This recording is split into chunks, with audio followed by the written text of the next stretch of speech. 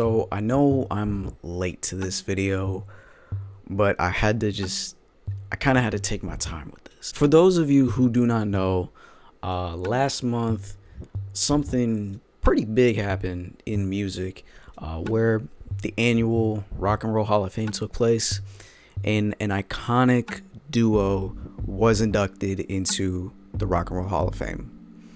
That being the White Stripes. And that's no diss to the White Stripes. I fuck with the White Stripes. But, of course, Outkast was inducted into the Rock and Roll Hall of Fame. And I felt very, not just nostalgic, but just like, I also felt kind of like sad. Because I felt, it's one of those things where like, I won't say I really grew up listening to Outkast. But like, I was much like I think everybody else, where you grow up and you've heard the hits. You've heard the hits from Outkast, and I've listened to plenty of Outkast just throughout my time growing up. But it's just like, it's still just one of those things where like you have heard them when you were a kid, and now it's like boom, they're still at this like legendary status. And I will say, just the whole portion of inducting them into the Rock and Roll Hall of Fame was absolutely great. I enjoyed the performances with Big Boy, JID, Tyler, the Creator, Doja Cat, and I don't remember who else, but there was some other people there. But I didn't really give a fuck about all that. What I really cared about was what they had to say. And it was great to finally see a speech from Andre 3000 where he doesn't just say thank you. Congratulations. Thank you. But all jokes aside, it was fucking phenomenal. So I decided to make an effort to just kind of go back and listen to pretty much all their discography. The only project that I didn't listen to was Idlewild. I think that's what it's called. I still haven't heard that project. Number one being that I know it says it's Outkast, like if you go on streaming services, but I really don't know if there really is an Outkast project, or like if it legitimately is an Outkast project, and as well, I kind of just don't have any I don't have like the urge to like go and listen to it. And of course, I started by listening to Southern Playlist Cadillac Music. It's a fucking mouthful of a project, I'll say. And I'm just gonna rip off the band-aid and just say that don't have really many songs I really want to talk about on that project. Not because it's bad or anything. It's just, to me, that album is a little dated, but like it just kind of makes sense. Just for its time, I think it's a little dated. And when re-listening to it, it just didn't do anything for me personally. But I do want to start off with, I think, their first massive album, which would be their second album. It's not called ATLiens. It's not called ATLiens. For those of you who call it that, just shut the fuck up. It's ATLiens. But that was an album where I remember I wanted to listen to it. Number one being just the cover art. I love that comic book looking cover art that it has. I'm just a comic, like I like comic books, so I mean that just immediately, tinkled my little fucking taint and shit, As well, this has my favorite Outkast song, period, on it. And I know normally with these videos, I don't just go right in and just say, oh yeah, this is my favorite song from them and get out of here. I kind of like to save that towards the end, but unfortunately this is the first song I gotta talk about. But that would be Elevators. I love the beat on here, and I loved kind of the cool low-key flow from both Andre and Big Boy. And as well, I'm just like a big fan of that hook. That hook is just so like low-key and chill, and it's so catchy. I don't know what other way to describe it. It just kind of like transforms you, I feel like, into just like this low-key, just kind of relaxed state. And I feel like that also kind of brings me to my thoughts on the actual project, where I have a lot of respect for this project solely because And I know there are plenty of projects who have done this. This felt like the first time I ever heard a album and it was just nothing but like chill, relax, just feel the vibes all the way through, but also following that up with like, you know, obviously great lyricism and just entertaining tracks all the way through. And also that kind of brings me to like the final track on the album, which probably is my second favorite song on the album, which is 13th Floor / Growing Old. To me, with this song, instrumentally as well, I love how, again, low key and chill it was. That piano does some heavy work, and then like obviously the drums on here is fantastic. But then following ATLiens,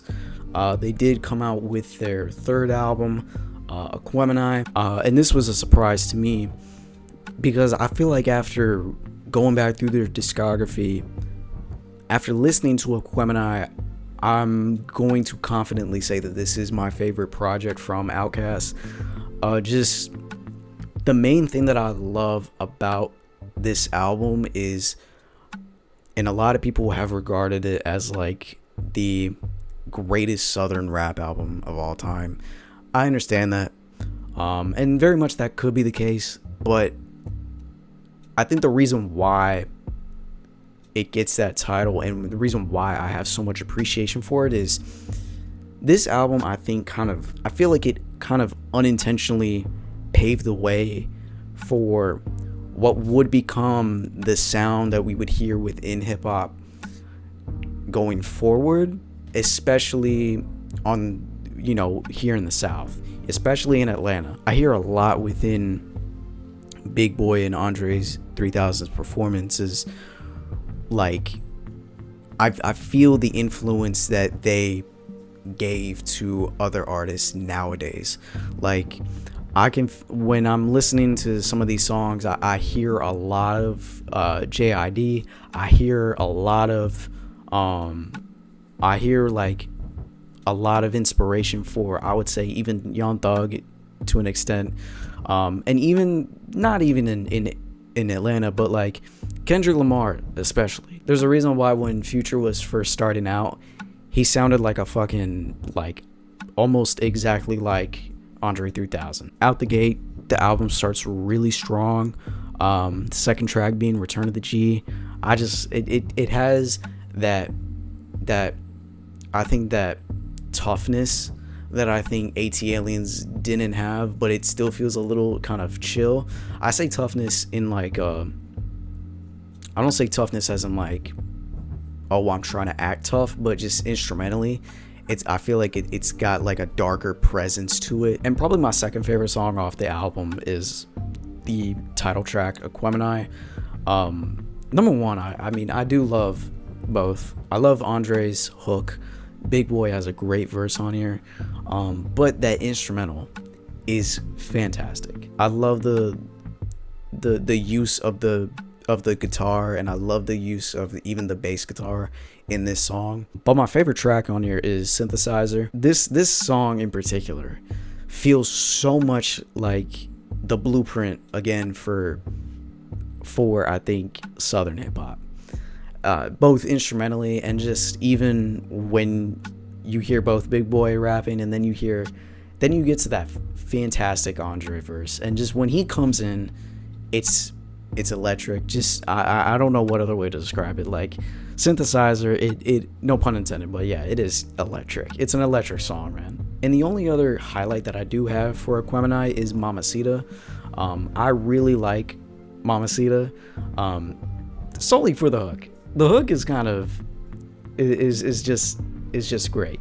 I think the hook is just kind of catchy, and it sticks in your head. In 2000, they came out with their probably, I would say, not only their most I think digestible project overall, but as well I would say probably their most iconic project to date, which is Stankonia. Stankonia to me is where you get that I think that popular Outkast, where like we heard the hits like off this project, and then obviously the next one, whether that would be a hit like So Fresh and So Clean. Do I even gotta talk about Miss Jackson? Miss Jackson, I think, deserves every single praise that song gets. That hook, it's infectious, and just Andre's performance overall, it's iconic. That verse is great. To me, Bombs Over Baghdad is like when a kid is on a sugar high and just it just won't stop. It just keeps going. It's fucking on fire. And don't get it twisted, that I actually like that about the song. I love how energetic Bombs Over Baghdad is. But my favorite song off Stankonia is track 2, Gasoline Dreams. To me, with this song, kind of the reason I'm kind of a sucker for this, because this also feels very nostalgic for me, is I love the rock aspect of this song, and the electric guitar is great. It reminds me, and I know this is gonna sound a little weird if I just say it on base level, but it reminds me a little bit of Linkin Park, and in the aspect of like combining rock and rap together. Like that's something that Linkin Park did amazing, is just being able to, I feel like, kind of combine several genres. And not that like combining rock and rap is anything new, like that's been done even before Gasoline Dreams, but I do love that about Gasoline Dreams. It's just that electric guitar. Big Boy has a great verse. Andre's great all over it, and I love Andre's like energy on this song. And I am gonna take a little bit of a detour here, where I'm actually gonna talk about a song that isn't on streaming platforms. And for those of you who have been seeing these videos, you know I don't really talk about any album or song that isn't on streaming services. To be granted, I don't even know if it is on streaming services. It very much may be, but, and this is very odd to say, this is a very weird fucking thought to have, and I don't know why it's so weird for me to just spit it out, but the song that they had for the 2002 Scooby-Doo movie, that's also a banger. It's like shitty, but like that's only because it's a song meant for a movie, but at the same time it's not shitty. I don't know what other way to describe it. It just, the biggest flaw that I actually have with that song is I don't like the references to Scooby-Doo, but I love everything else about it. Andre 3000 is fantastic on here. Big Boy has a great verse. I think, who else was on this song? I think it was Killer Mike was also on this song. Killer Mike was also good on here. And the instrumental, I love how spooky the instrumental sounds. I don't know why. It's just weird talking about a song that's in a Scooby-Doo movie for me. Just talking about that movie in this context is just weird to me. It's a part of the movie. I remember having the DVD, and they had the music video for that song. I don't even remember what the name of the song is, but it's in the description. Yeah, I remember watching that music video like all the time. I don't know why, outside of the fact that it was Outkast made a Scooby-Doo song, and I was a little kid who didn't know any better. Besides that, in 2003, they did release what I believe is not only their highest selling album to date, but I believe, and I could be wrong about this, it's not only just one of the highest selling albums, or one of the highest selling rap albums of all time, but I think it is the highest selling rap album of all time. Speakerboxxx, The Love Below. Yeah, I'm sorry, I just checked. It is indeed the highest selling rap album of all time. That's quite a feat, man. And especially the fact that it's a double album is shocking to me. So when I went back to listen to it again, I was just trying to think, is there anything about the album that just overall I think deserves that 13 times platinum, like certification, and just the whole stamp of that this is the highest selling rap album of all time? And not only is it I think the fact that there are hits off this album, whether if you are talking about like Roses or even The Way You Move. I don't know why, I just completely forgot that that was an Outkast song, but that is an Outkast song, and it's a banger. But overall, I do have an issue with this album. The portion that is Speakerboxxx is Big Boy's album, and The Love Below is Andre 3000's album. And that's kind of the issue. I think Speakerboxxx, and I don't want this to get twisted, I think Speakerboxxx is a good, I'm just gonna say it's an album because it's just less confusing for me to just say it's a good disc. But Speakerboxxx, I think, is a good album, but like at the same time, I just don't feel like it does anything too crazy. It just feels like, yeah, I'm listening to a rap album, and that is no diss to Big Boy. You know, Big Boy, I don't even think that Andre would be as big or have the standard that he, or just have the high status that he has within rap if it wasn't for Big Boy and his contribution just in Outkast overall. I don't think so. Don't get me wrong, there are songs off that side of the album that I do like, whether that would be again The Way You Move, Ghetto Music, I would even say Flip Flop Rock. But after Speakerboxxx, it then just starts to make sense why this is the highest selling rap album of all time, and that's just solely because this is the closest that we will ever get to a solo Andre 3000 rap album. I know Andre 3000 has released an album where he's playing the flute and shit, and that, don't get me wrong, that's actually I actually fuck with that album. I think The Love Below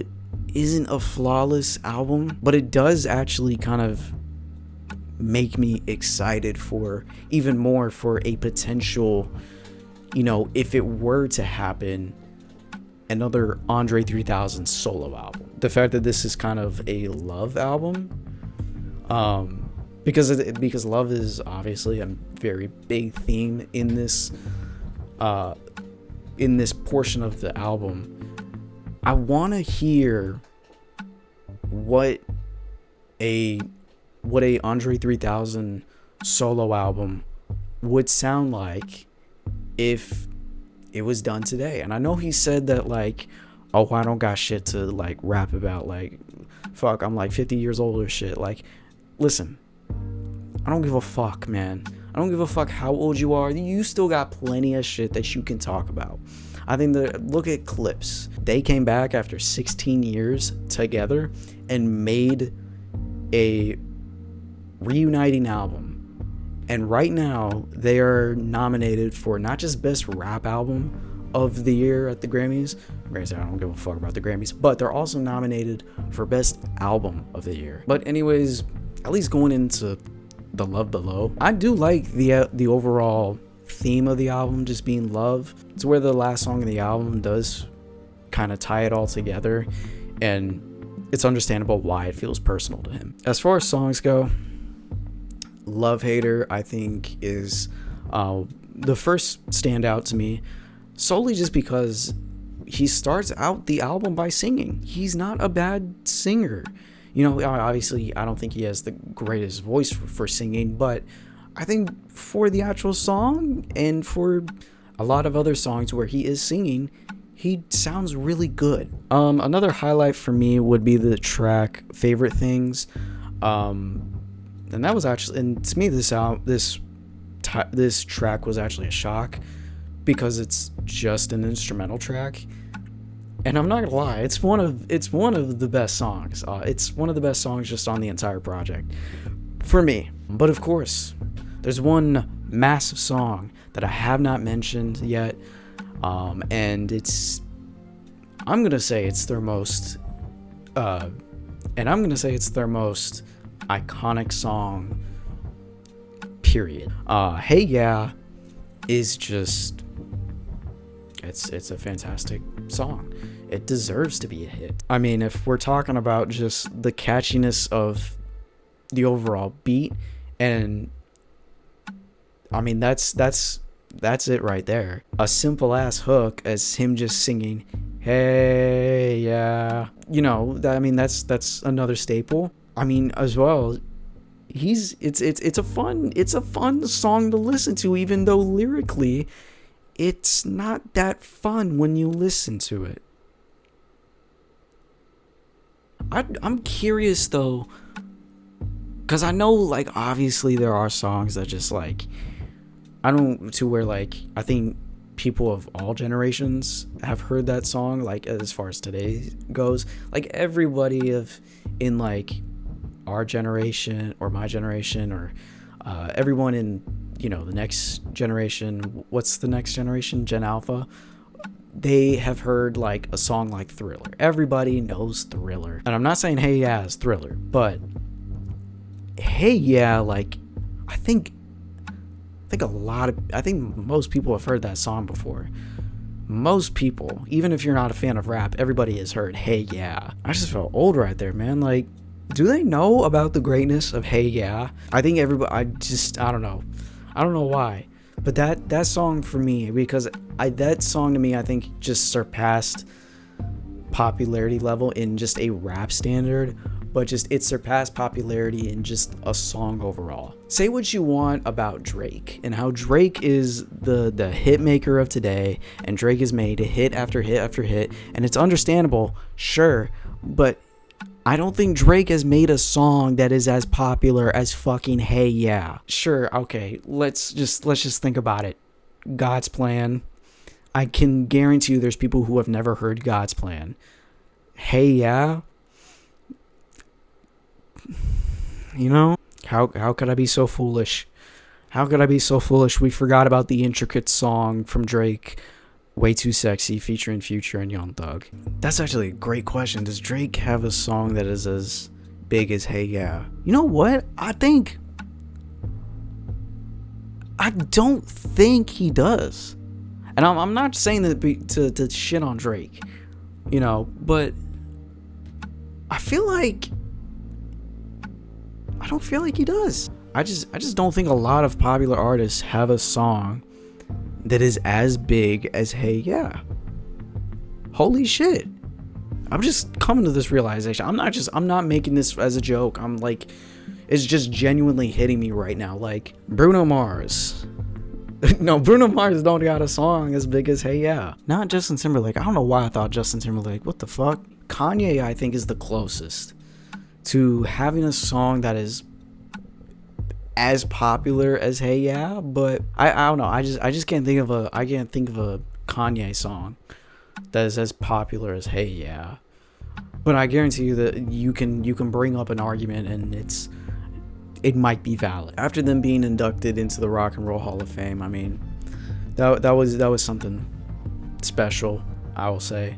Just to hear them talk about it all, and just to even kind of go back through their discography and listen to all the just amazing songs that they do have was a pleasure. You know, I think one can only hope that they're musically at some point in the future could be an Outkast reunion, but I think the likelihood of it is